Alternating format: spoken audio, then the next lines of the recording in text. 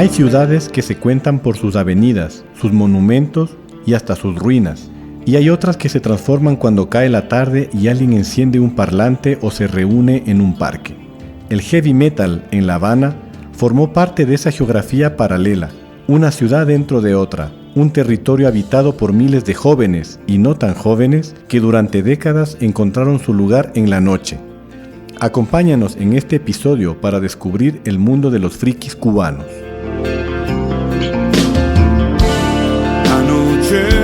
En La Habana, en la calle 20... ¿Qué hace que una ciudad sea única? Sus calles, sus edificios o su gente. Tal vez sea la forma en que cada lugar cuenta una historia, incrustada no solo en sus muros o plazas, sino también en las dinámicas de quienes la habitan. Bienvenidos a Antropociudad, un espacio donde exploramos las historias y particularidades de las ciudades latinoamericanas desde una mirada antropológica. Aquí nos preguntamos cómo los seres humanos construyen su entorno, cómo lo habitan y cómo ese entorno también les da forma. Hoy viajamos a La Habana, capital de Cuba, y uno de los enclaves culturales más importantes del Caribe. Pero no vamos a la ciudad de las postales, el turismo o la salsa, sino a otra que ha latido en paralelo, una Habana nocturna y subterránea, que por años fue refugio, territorio simbólico y hogar improvisado para quienes se reconocían como frikis. Y quien nos guía por esa otra Habana tampoco ocupa hoy su lugar habitual. En este episodio, la voz que suele conducir Antropociudad no es el narrador, sino el testigo de esa historia. Se trata de Junior Hernández Castro, periodista formado en la Universidad de La Habana. Fue profesor de la Facultad de Comunicación de ese centro, maestro en antropología en Flaxo, Ecuador, y autor del libro de no ficción Que sea lo que ellos quieran, o la improbable historia del rock en La Habana. Con él conversamos sobre esa ciudad alterna que se levantó en parques, esquinas y noches compartidas, a veces visible, muchas veces vigilada y siempre marcada por la tensión de existir entre lo permitido y lo sospechoso.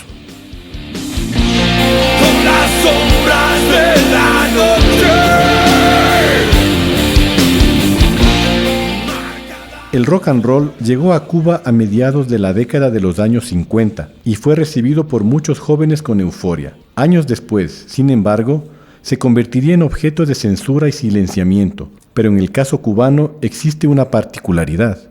Realmente la historia del rock en Cuba y después del metal va a estar muy marcada por la Revolución Cubana, por la regulación cultural que viene a partir de eso y por los prejuicios que surgen en esa época. En el año 61, Cuba se declara oficialmente como socialista. Se traza, digamos, las primeras directrices como tal de la política cultural, que es donde Fidel dice esta máxima de... Esto significa que dentro de la revolución, todo. Contra la revolución, nada. La frase de Fidel Castro, polémica hasta el día de hoy, generaba varias interrogantes. ¿Qué era lo revolucionario y qué no? ¿Quién determinaba qué estaba dentro de la revolución y qué no? ¿Qué significaba en la práctica ese nada? ¿Qué pasaría con aquellos que no fueran considerados revolucionarios? Dentro de este panorama aparecen los seguidores del rock. Muchas veces tenían una estética no acorde, digamos, a lo que se esperaba de ese paradigma del hombre nuevo de la revolución. Un corte militar, una actitud como más positiva, más proactiva hacia el trabajo, el sacrificio, la solidaridad. Y sencillamente habían personas que, la revolución existe, pero yo estoy un poco al margen de eso, ¿no? Y yo lo que quiero es escuchar música y vestirme a la moda. Y entonces, por ejemplo, tener el pelo largo, utilizar lo que eran los jeans, eran vistos como personas consumistas que podían ser como propensas, digamos, a caer bajo la influencia imperialista. Y si a todo eso le sumas que era música en inglés, que era la lengua del enemigo también, que era un producto cultural que ellos entendían como alienante, pues ahí se juntó como la receta perfecta, ¿no? También se asociaba mucho todo el tema del pelo largo y de la moda con la homosexualidad. ¿Y qué pasa? Que muchos de esos prejuicios terminan entonces en actos de control y de violencia. Termina en cortes de pelo forzados, termina en suspensiones de conciertos que se hacían. Por ejemplo, en una fiesta tú invitabas a los amigos tuyos que eran músicos y ellos tocaban. Pero si el vecino tuyo veía y decía, mira, están tocando en inglés la música del enemigo, pues te llamaban a la policía, te suspendían el concierto y se iba la gente presa. Muchos de esos pepillos vagos, hijos de burgueses, andan por ahí con unos pantaloncitos demasiado estrechos. Algunos de ellos con una guitarrita en actitudes elvis-preslianas. Fidel da un discurso en el año 63 en el que hace una referencia que marca, digamos, ese inicio de la censura. De concurrencia pública a organizar sus shows feminoides. La sociedad socialista no puede permitir ese tipo de degeneraciones. Aquel discurso no quedó en el aire. Reflejaba una idea muy extendida en la época de que ciertas estéticas y modos de estar en el mundo podían interpretarse como señales de desviación. El país atravesaba un momento convulso. El enfrentamiento con Estados Unidos marcaba el pulso político, mientras dentro de la isla se abrían otros frentes. Tensiones con sectores religiosos, campañas contra la homosexualidad, vigilancia sobre escritores y artistas, un aura de sospecha permanente. Y esa sospecha va a seguir creciendo porque lo que pasa es que, por ejemplo, se inician campañas en medios de comunicación, no podemos permitir que esta gente entre en nuestras escuelas, no podemos permitir que los profesores, que los bibliotecarios, que la gente de la cultura, o sea, que la imagen de la cultura cubana sea este tipo de personas. Con el paso del tiempo, aquellos prejuicios no desaparecieron. No hubo un gesto de reparación ni un reconocimiento del daño, pero el silencio no borra nada. Lo que Fidel Llano decía en un discurso seguía vivo en la memoria del vecino que había escuchado aquellos mensajes, o en el policía que llevaba años cancelando toques y fiestas. Para muchos de ellos, la consigna permanecía intacta. Había que mantener a esa gente bajo presión y fuera de la vista pública, una y otra vez. Sin embargo, algo empezó a cambiar un poco hacia los años 80. Intelectuales, periodistas y figuras de la cultura fueron abriendo pequeñas rendijas. Conversaban con funcionarios, negociaban permisos, insistían en que aquella música no era peligrosa, que las bandas que tocaban canciones de los Rolling Stones o los Beatles no representaban el caos que durante años se había imaginado. Pero luego aquel sonido cambió.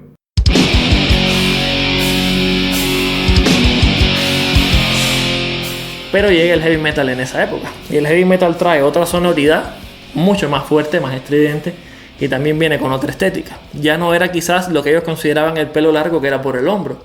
Era el pelo por la mitad de la espalda. Y era el pantalón más apretado. Y eran las botas.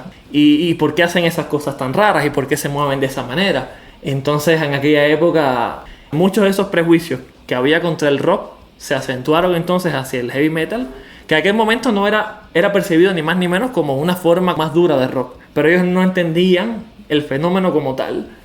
Entonces inician de nuevo como muchas de estas campañas, comienzan bandas a ser objetos de vigilancia, diciendo que hay que tratar de ver a esta gente, que hay que hacerles evaluación. Ya sé que siempre has querido aplastarme, condenarme, apelando a mi destino, tu muerte mi fin. El heavy metal llegaba a Cuba de formas diversas y casi siempre informales. Lo que se escuchaba de Iron Maiden, Metallica o Slayer provenía de cassettes traídos del exterior por personas que viajaban y grabaciones tomadas de las emisoras estadounidenses que muchos sintonizaban a escondidas y que poco a poco dejaron de ser para consumo privado y empezaron a pasarse de mano en mano.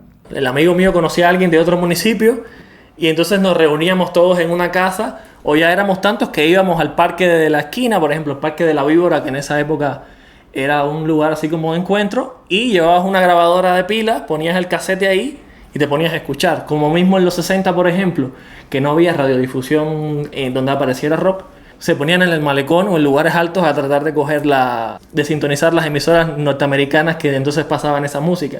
Y si venía la policía tenías que apagar el radio rápido. Pero esa postal anecdótica a veces podía complicarse. Los conflictos con la policía por el uso del espacio público, por la propia imagen de estos primeros metaleros, no se hicieron esperar. Porque llega un momento también, me decía, por ejemplo, uno de los músicos que yo entrevistaba, que era como, yo sentía que los rockeros eran más pasivos, ¿no? Que como que ya te daban el palazo y tú aguantabas el palazo, ¿no? Pero ya estos metaleros que se van configurando, que ya se van llamando como frikis, ese término que empieza siendo peyorativo, pero ya después como que se resignifica. Es como ya van a dar un poco la cara y van a dar el pecho. Y si el policía te dice como, ¿y ustedes qué están haciendo? No, estamos escuchando música. ¿Qué pasa? ¿Algún problema? Y eso lleva también como enfrentamiento. O sea, capaz te pasabas 3 días ahí en el calabozo o llamaban a tus padres y te decían, no, mire, su hijo es un desviado, no sé qué, tiene que tratar usted de enderezarlo y llevarlo por el camino de la rectitud y de la revolución. Pero había momentos en los que decían como, ya me cansé, o sea, ¿qué más voy a hacer si es lo que le gusta, ¿no? Entonces es un poco como de la propia postal y de que la postal no siempre es la misma también. O sea, depende mucho también de la época y depende mucho de la gente. Capaz en los 60 hubiese sido como eso del huir, pero ya en los 80 no siempre es huir también, y los 90 tampoco. Ya en los 90 es como yo también me voy a enfrentar y voy a luchar un poco por esto que me interesa y por hacer valer mi existencia.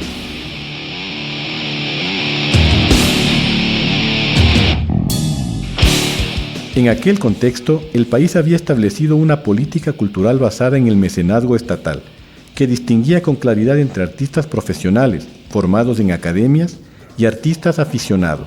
Para estos últimos se crearon las casas de cultura, espacios municipales con escenario, equipo de sonido y talleres de distintas disciplinas. En teoría, cualquier grupo podía acceder. En la práctica no era así. Una agrupación aficionada de música tradicional o de trova encontraba las puertas abiertas sin mayor dificultad. Pero para una banda de rock pesado o el nuevo heavy metal, la situación se complicaba. Para muchos funcionarios, aquello sonaba a ruido incomprensible, y ello bastaba para frenar permisos, negar espacios y obligar a las bandas a sostener negociaciones interminables para demostrar, una y otra vez, que lo suyo también era un arte. A veces lograron obtener un espacio, pero se les suspendía un concierto, o se les expulsaba, ya fuera por los prejuicios, la ignorancia, lo transgresor del género o la actitud del público. Te programaban 5 conciertos y terminaban suspendiéndote 3. Dabas 2 conciertos. A lo mejor con suerte dabas 3 conciertos. Pero sí había como muchas presiones. Por ejemplo, hay una banda que se llama Venus, que es como tal, digamos, la primera banda de heavy metal. Y esta banda va a tener muchos problemas por el tema de cómo se vestían, de cómo lucían, de su música y también de la actitud del público, precisamente. Porque era ya un público más joven, más rebelde, más contestatario, que buscaba como hacer catarsis en los conciertos, y esta banda, por ejemplo, la obligan a separarse. La sacan de la Casa de la Cultura, le dicen, no, ya ustedes no pueden ensayar más aquí porque su música genera como sujetos no revolucionarios. O sea, su música arrastra a un público problemático que nosotros no queremos. Entonces, nosotros no queremos darle ese espacio. Dijeron, si ustedes quieren seguir tocando música, hagan música, pero unidos no, cada cual por su cuenta. Entonces la banda se separa. ¿Qué pasa? Que esta banda se separa, pero inspira a otra generación siguiente que entonces ya no va a ser una banda de heavy metal, van a ser 3, van a ser 4, y como que cada una toma inspiración del anterior. Y yo creo que en Cuba eso es algo muy particular, porque a diferencia de otros países, por ejemplo de América Latina, en los que sí hubo censura, hubo prejuicios, etc., pero llega un momento en el que las bandas de primer nivel empiezan a visitarlo, y tú ves a Metallica en México, y ves a no sé quién en tal lado, y ves que surge un Sepultura en Brasil. Pero en Cuba no tenías eso. O sea, no tenías las transmisiones, no tenías las revistas, no tenías la mercancía, no tenías los discos. Tenías a las bandas del patio y tus casetes piratas. Entonces eso generaba como un sentido de pertenencia más grande todavía hacia lo que había. Porque era como, esto es lo que tenemos y la cultura que nosotros vamos a construir. O sea, en la escucha puede estar influenciada por Metallica, por Slayer, por Megadeth, por no sé quién. Pero en la práctica, cuando yo voy al concierto, a mí el que me está influenciando y el que yo estoy recibiendo es Venus, es Metal Oscuro, es Zeus, es Tendencia, es tal banda, es así.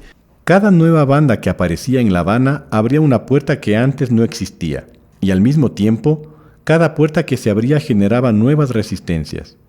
A finales de los años 80, mientras los grupos se multiplicaban, comenzaron a trazarse también los puntos de encuentro. Primero las salas de las casas, luego los parques, ciertos rincones del malecón o la calle 23, como si dentro de la ciudad oficial fuera creciendo otra ciudad, más libre, más incómoda, más propia. Y en el corazón de ese mapa alterno surgió un lugar que cambiaría todo, el Patio de María. Estamos en el Patio de María, que se sitúa dentro de la Casa de la Cultura Comunal del municipio Plaza.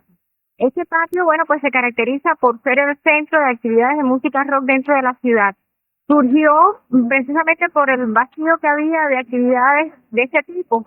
El Patio de María, para poderlo resumir tal como es la meca del rock subterráneo de nuestro país.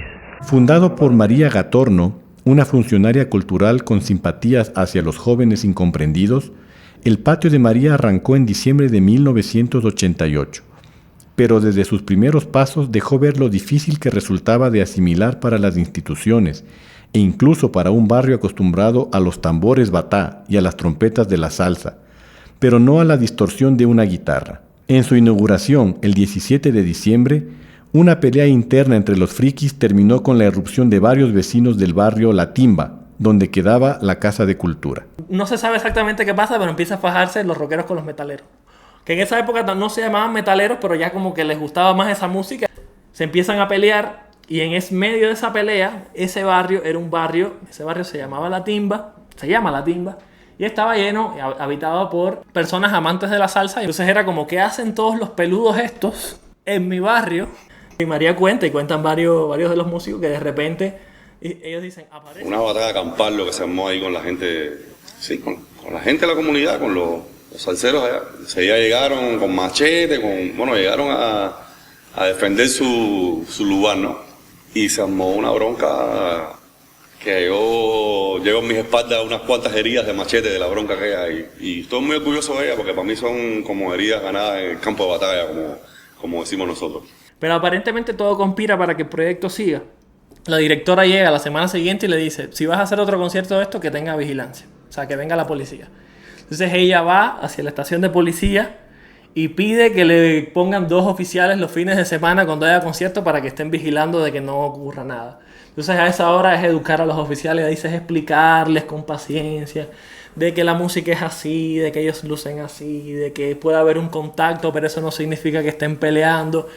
Y es un poco como la manera también en que se va abriendo paso esa cultura dentro de un entorno hostil, además, porque está justo al lado de las instituciones gubernamentales que toda la vida le dieron palo y están en medio de un barrio que musicalmente y culturalmente es hostil. Y también ahí comienza como un trabajo social también de educación a ese barrio.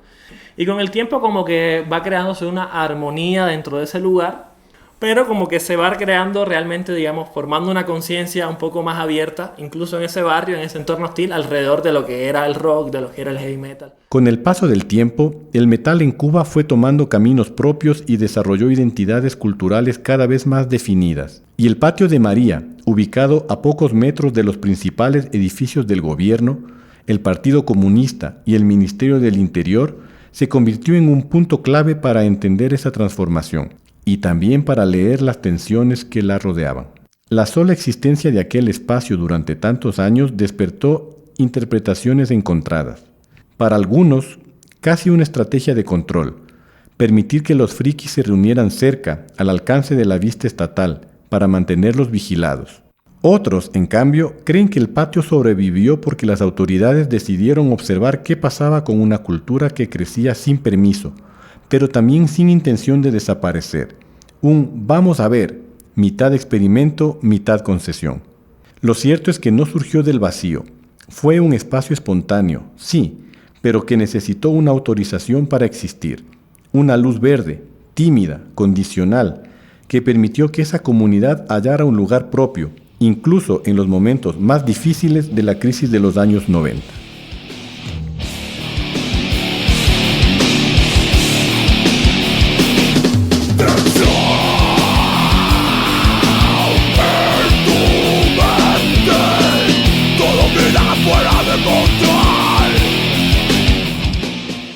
Era un espacio precario, o sea, tenías un audio muy malo. María le llama audio de luz brillante. Estuvo entre el año 88, desde el 17 de diciembre del 88 hasta octubre del 2003. Pero sobre todo su labor se enfoca en los años 90, que es cuando la crisis del periodo especial en Cuba, que paradójicamente es el boom de la música alternativa en Cuba, en los años 90. Había fines de semana en los que no había luz y era como, ay, ¿ahora qué hacemos? Entonces ella cogía la grabadora del hijo y dice que fue tanto en los fines de semana que se fue la luz que le terminó fundiendo la grabadora al hijo. Y a veces, por ejemplo, si querían hacer algún evento con 4 o 5 bandas, que se dio tipo festival, pues era como, bueno, ¿quiénes están vivos? Era como, no, mi baterista se fue en una balsa para Estados Unidos. No, ya yo no estoy tocando porque no tengo instrumento. No, mi guitarra anda sin cuerda. Entonces era como, a ver, ¿quién tiene cuerda? Tú. Vamos a ponerle tus cuerdas a la guitarra de fulano. Y vamos a coger el bombo de este y entonces armaban una batería entre Con todos. los años, el Patio de María dejó de ser solo un escenario para bandas y se convirtió en algo mucho más complejo. un refugio para todo aquello que la ciudad oficial no sabía o no quería alojar. Mientras Cuba atravesaba la crisis profunda de los 90, el patio comenzó a funcionar como un punto de encuentro para quienes vivían al límite: rockeros, punks, tatuadores, personas seropositivas, jóvenes que buscaban otros lenguajes, otras estéticas, otras formas de estar en el mundo. En medio de la epidemia de VIH, cuando la política estatal apostó por el internamiento obligatorio de las personas diagnosticadas, muchos muchachos de la escena, cansados, desesperados, sin perspectivas, llegaron incluso a inocularse el virus, convencidos de que, al menos en el sanatorio, tendrían comida, compañía y un respiro de la precariedad cotidiana. Y fue entonces cuando el patio asumió un rol inesperado: campañas de prevención, visitas a los enfermos, conciertos benéficos, talleres, cómics, debates. Incluso surgió una banda cuyos integrantes eran todos seropositivos.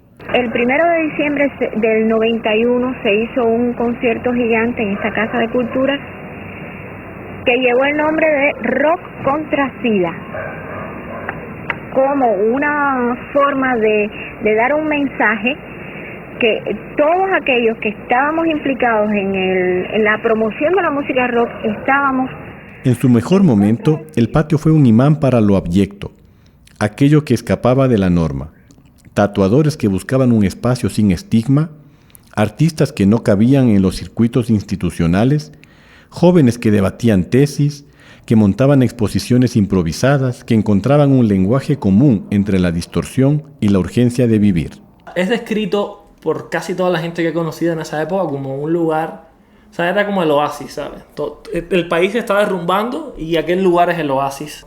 Era un poco así. Y también, habitar el patio de María lleva también a habitar otros espacios alrededor del patio de María. Entonces, está la calle G, que oficialmente se llama la Avenida de los Presidentes, y cuando salen del patio de María en los 90, los frikis se van caminando hasta el Parque de G y empiezan entonces a habitar masivamente el Parque de G. Originalmente los frikis se ubicaban en la zona de la heladería Copelia y el cine Yara, la esquina de 23 y L, que es una de las esquinas más céntricas y conocidas de La Habana.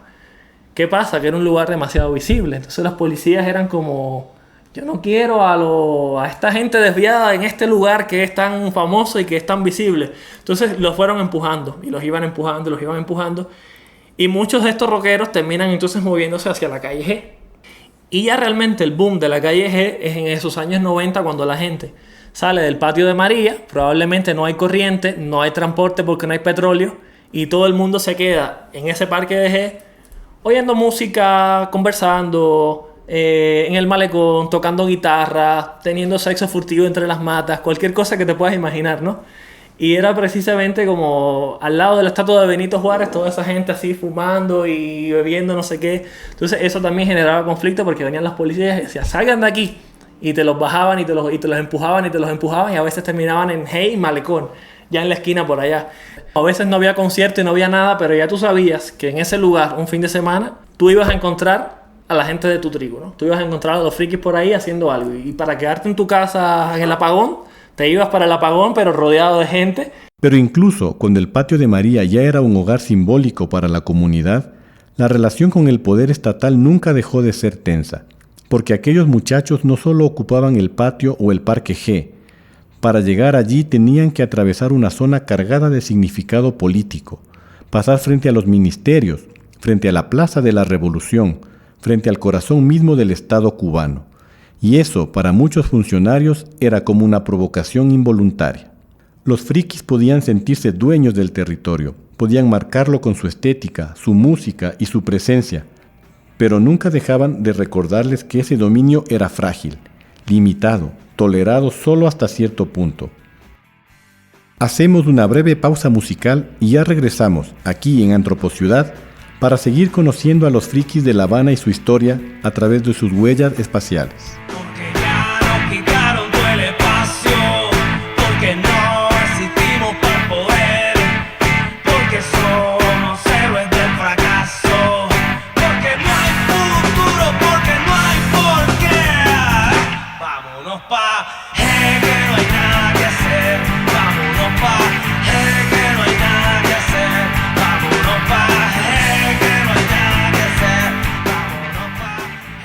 Estamos de vuelta en Antropociudad y nos preguntamos ahora qué sucedió con los frikis a la entrada de los 2000 y qué nos dice esa historia sobre las formas de habitar la ciudad.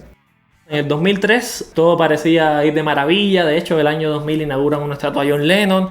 En el 2001 la banda galesa Manic Street Preachers toca en La Habana. Empiezan a venir cazatalentos a ver cómo era esa onda de la música alternativa en Cuba, qué sé yo. Empiezan a firmar bandas. Y como que de alguna manera había un ambiente como de... mira... está bien, o sea, ya no nos persiguen tanto, ya no nos dan palos. Y toda esa marea optimista de repente se cae cuando anuncian que el Patio de María ya no va a seguir. Y eso sucede en el año 2003 y como que no se dan explicaciones. La explicación oficial en aquel momento fue como, no, el espacio está muy malito y hay que rehabilitarlo, hay que repararlo, qué sé yo. Pero realmente lo que sucede es que en el año 2003 hay una gran campaña antidrogas en Cuba. Una política muy punitivista. Y dijeron, rockeros, metaleros, drogas. Y sí era cierto, o sea, sí se consumían drogas en el Patio María, como mismo se podía consumir droga en cualquier otra esquina, o en cualquier otro lugar, o cualquier otra población que no necesariamente era los rockeros. A María la llaman a una reunión, le dicen que ella no ha hecho nada para prevenir las drogas, ella le dice, pero ¿cómo que yo no he hecho nada? Si yo quería hacer una campaña antidroga y ustedes me dijeron que yo no podía hacer una campaña antidrogas porque yo estaba promoviendo el uso de las drogas. Que al final me dice, bueno, de todas maneras yo hice la campaña. Y entonces se hacen de oídos sordos y le dicen básicamente, miren, nosotros lo que queremos es salvarla. Nosotros le vamos a dar un ascenso y vamos a cerrar el patio por ahora, ya veremos. Oficialmente, el patio cesó sus actividades en octubre del 2003 y en su cierre pasaron tanto la razón no pública del consumo de drogas como supuestas denuncias de ruido y molestias en el barrio La Timba. En esos tiempos regresaron las detenciones arbitrarias, la vigilancia y los prejuicios, especialmente sobre los frikis metaleros. Muchos de estos frikis metaleros pertenecían a la Asociación Hermanos Saiz, que es una organización de fomento cultural precisamente para artistas aficionados hasta 35 años. Entonces, ante la imposibilidad de representarse legalmente a sí mismos o con una organización autónoma, terminaron recalando en esa organización. Y en esa organización entonces empezaron la pelea. Nos cerraron el Patio de María, no nos han dado más nada. No tenemos dónde tocar. Y uno de los músicos me cuenta, en una reunión decidimos, si a nosotros no nos acaban de dar una respuesta hoy, nos vamos a ir todos de la reunión. Y vamos a dejar el antro vacío. Y entonces está el que era el presidente de la Asociación Hermanos ahí, el ministro de Cultura. En ese ministro de Cultura dice, no, espérense. Vamos a conversar. Y entonces el ministro promete que va a hacer una agencia de rock, que sea específicamente para las bandas de rock.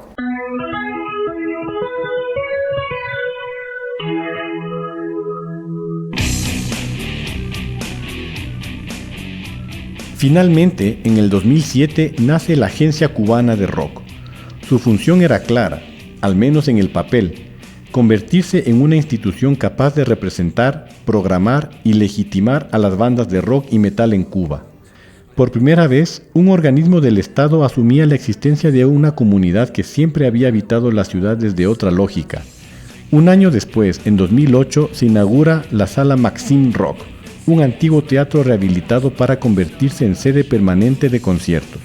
Un adentro propio, un territorio que no surgía espontáneamente como el Patio de María, pero que prometía mantener ese impulso de refugio. Es una sala de teatro muy buena, o sea, en términos de tamaño, de acústica, etc. Y cuando se inauguró realmente era como la maravilla, ¿no? Era el oasis, era como, bueno, nos quitaron el Patio de María, es verdad, pero nos acaban de dar esta maravilla. Y aquí entonces ya los grupos de metal pueden ser profesionales, o sea, hacer una audición y todo va a funcionar.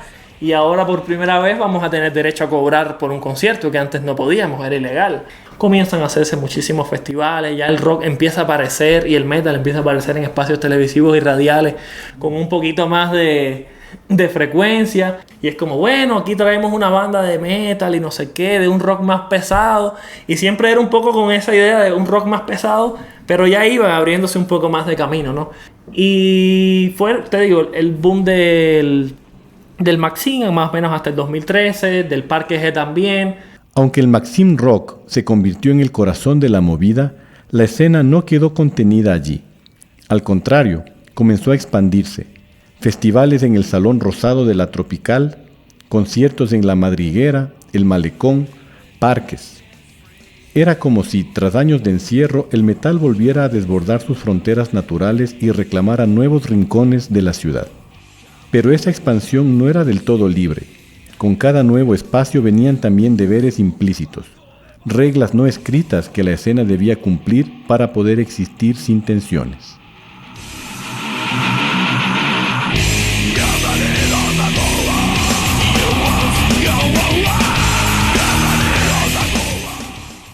Ahora que tú estás en mi catálogo, tú tienes que cumplir ciertos deberes hacia mí. Entonces, por ejemplo, si yo voy a hacer un evento condenando el bloqueo estadounidense y tengo bandas de salsa y tengo no sé qué, bueno, vamos a hacer uno de rock y vamos a traer a las bandas de rock a la tribuna antiimperialista, que es una plaza que queda frente a la embajada norteamericana, en aquel entonces la sección de intereses de Estados Unidos, y le vamos a tirar toda esa bulla a los gringos, así como a los yankees delante. Y es muy interesante ese fenómeno porque con el tiempo y la polarización política que hay actualmente, se critica mucho eso de cómo las bandas de rock y de metal se dejaron cooptar y terminaron tocando en la tribuna antiimperialista. Entonces hay posturas de otros músicos que dicen como, no, mi hermano, o sea, yo no cambié mi forma de vestir, yo no cambié mi discurso, yo no cambié nada, yo canté esta canción que era una canción contestataria. Simplemente yo aproveché el espacio que me daban. Yo tocaba en donde quiera que me enviaran, ¿no?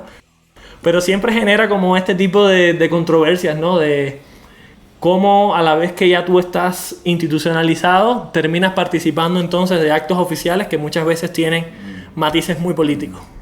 A pesar de la institucionalización y de los deberes implícitos que acompañaban la expansión del rock y el metal, la corporalidad y la ritualidad de la escena se mantuvieron intactas. Movimientos como el pogo, la conocida hardcore cubana, sobrevivieron tanto en espacios abyectos como el Patio de María como en el Maxim Rock, trasladando la energía de lo marginal a espacios públicos. El metal, aunque seguía siendo underground, ampliaba su presencia en la vida pública de La Habana, y así sería, aproximadamente hasta mediados de la década del 2010, cuando el auge de otras tribus y las propias dinámicas de la escena friki cambiaron un poco el panorama. Con el tiempo, cada vez que aparecía como un grupo nuevo, una tribu, la tribu también iba a G. Entonces también los metaleros empezaron a perder terreno, porque generacionalmente muchos se van del país, otros ya dejan de salir a conciertos y tal.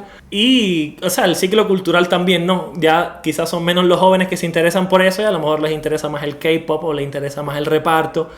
Entonces ya te encontrabas como zonas del Parque de G, que una era la zona de los frikis, otra era la zona de los mikis, que era como la gente que le gustaba el pop, la música techno y esas cosas.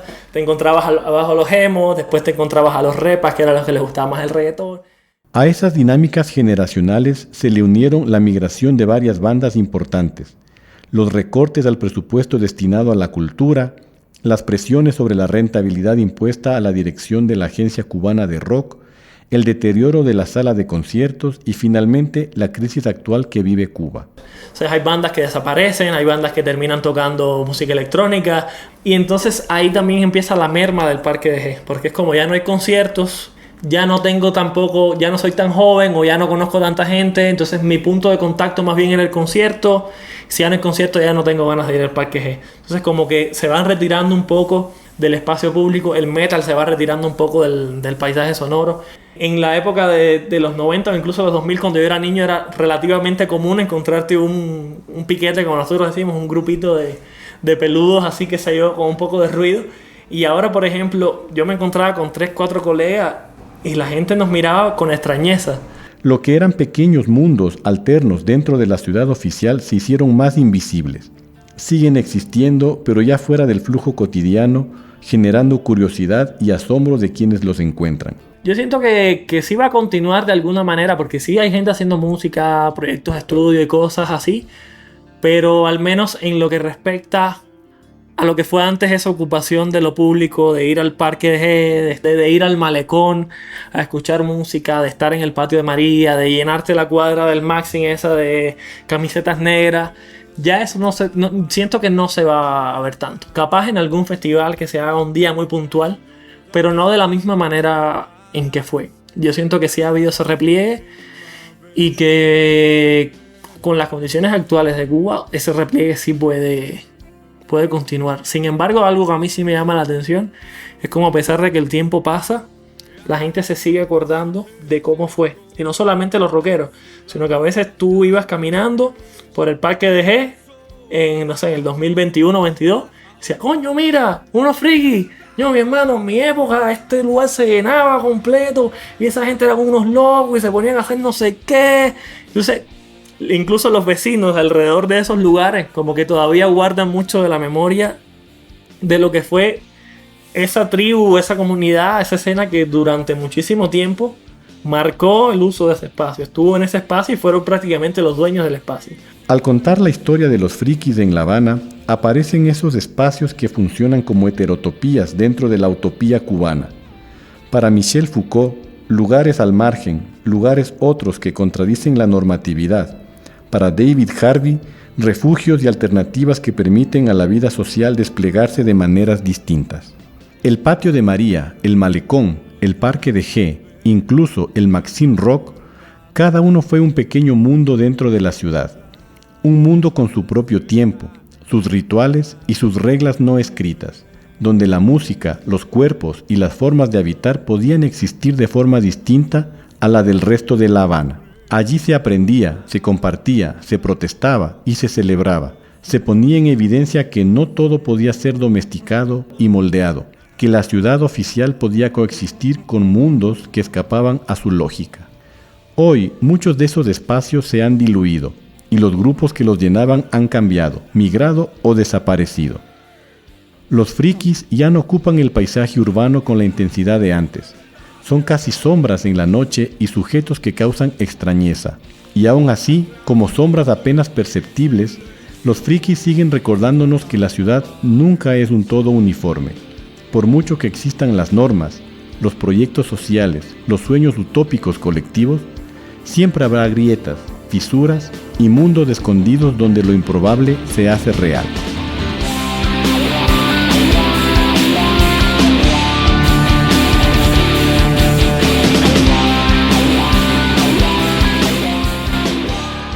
Antropociudad es un podcast del Laboratorio de Investigación Aural de Flaxo Ecuador y producido en Flaxo Radio.